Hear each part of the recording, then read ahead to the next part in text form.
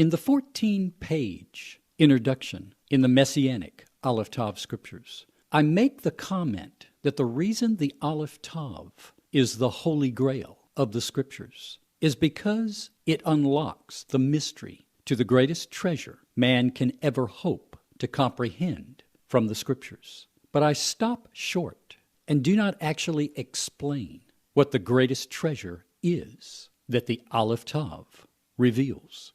Most have assumed that the mystery I speak of is the revelation which John proclaims that the Aleph Tav character symbol throughout the Tanakh represents Yeshua, the Messiah. But that knowledge is only the key to understanding what the treasure truly is.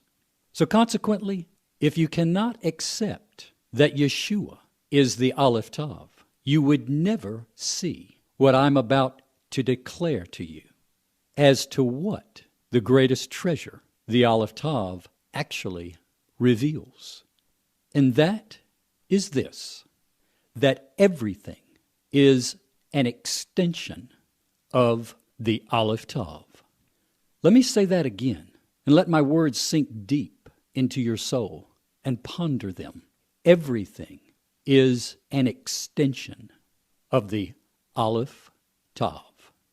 To grasp this revelation is to understand not only the divinity of Yeshua and who he is, but to also understand Father and who he is, and how the two have worked together as one from the foundation of the earth, and therefore understand the protocol of the Yahed. And believe me, the Yahed has a protocol that all creation is subject to. By protocol, I'm referring to the code of behavior that governs the procedure and workings of the Yahed with all creation.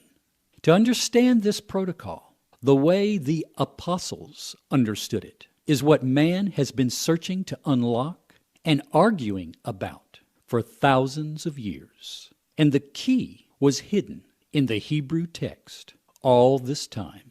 But just recognizing the Aleph Tav represents Yeshua is only the first step. Next, by using the key to interpret the placement of the Aleph Tavs throughout the Tanakh, it unlocks the mystery to the greatest treasure, that everything is an extension of the Aleph Tav. Allow me to connect the dots. To begin with, let's start with the Apostle John's conclusion of the matter in his opening words of his gospel, whereby he clearly declares the divinity of Yeshua in that everything that was created by or through Yeshua, who was the living Word of Elohim, incarnated in the flesh, that in the fullness of time he came and tabernacled with man for the purpose to redeem man. Consequently, if everything was created through Yeshua that was created, then as a result, it is only logical to assume everything the Yahed performs does not, cannot, and will not break that protocol. The overwhelming proof and confirmation to this is where the Aleph Tavs are placed throughout the Tanakh, starting in Genesis 1:1 and all the way to Calvary. This gives a much clearer interpretation to the prophetic declaration in Psalms 40, verse 7, which is repeated in Hebrews chapter 10, verse 7, which states, "Then said I, Lo, I come in the volume of the scroll. It is written of me to do thy will, O Elohim." To comprehend this in more detail, we need only to connect the dots from where the Aleph Tavs are placed throughout the Tanakh, which I have already begun explaining in a number of previous videos. Allow me to recap for a moment. In the video titled The Aleph Tav in the Creation Week, we see clearly confirmation by the placement of the Aleph Tavs that Father created everything through the Aleph Tav during that week, just as John proclaimed in his gospel. In the video titled Aleph Tav in the Sabbath and Feast Days, we see clear confirmation again that Father's Sabbath and the feast days were established through the Aleph Tav by the placement of the Aleph Tavs. Yeshua confirms this by not only declaring he is Adonai of the Sabbath, but also by fulfilling the Passover feast, by becoming the sacrificial lamb that is slain.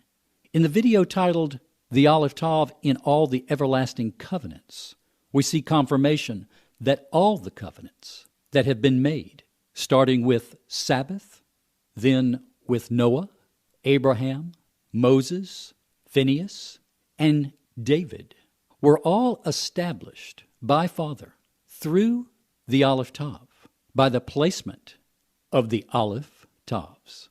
In the video titled The Aleph Tav in the Sin Offering, we see confirmation again in the Hebrew word sin offering, which contains the Aleph Tav as a type and foreshadow that Father's atonement is consequently going to be through Yeshua. If this isn't amazing enough, it gets even better. The placement of the Aleph Tav further shows us that when the high priest puts on his garments, he becomes an extension of the Aleph Tav, who is our high priest, Yeshua. Then, when the priest places his hands on the sacrifice, his hands are actually an extension of the Aleph Tav. The animal at that moment, when it is received and set apart, further becomes an extension of the Aleph Tav, whereby it is presented to Father and accepted. Even the consecrated altar the animal is placed on is an extension of the Aleph Tav. And the whole priestly process is a type and foreshadow that points to what Yeshua would accomplish on Calvary. We see this symbolism again in the creation of the water of sanctification process with the sacrifice of the red heifer, and again with the ritual of the cleansing of the leper. It doesn't matter if it's blessings or divine judgments. They all come from Father through the Aleph Tav. And in all these examples and much more, the placement of the Aleph Tav reveals the divine protocol whereby everything that is performed by the Yahid is an extension of the Aleph Tav. That is, Father working his divine will both with and through Yeshua, his Son. Further confirmation of this is all through the Gospels and comes out of the mouth of Yeshua himself. For he declared in John 14:28 that the Father was greater than he. And he also declared both the words he spoke and the works he performed were not his, but Father's divine will he was carrying out, whom Yeshua came to reveal. Even in the Garden of Gethsemane, when Yeshua was praying, he asked Father to pass the cup from him regarding his sacrifice on Calvary.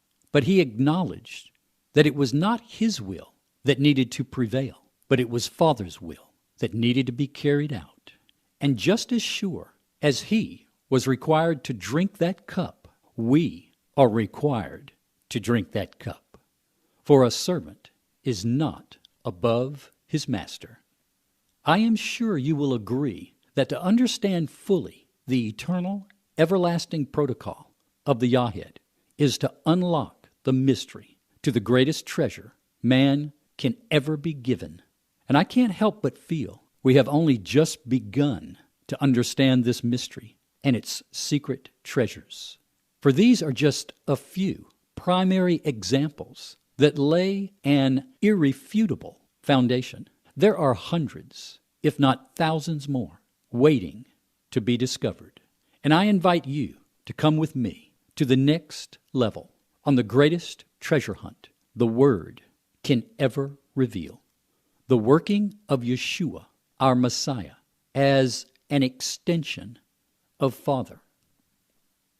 I'm Bill Sanford, trying to put the Aleph Tav in proper perspective in our day. Shalom.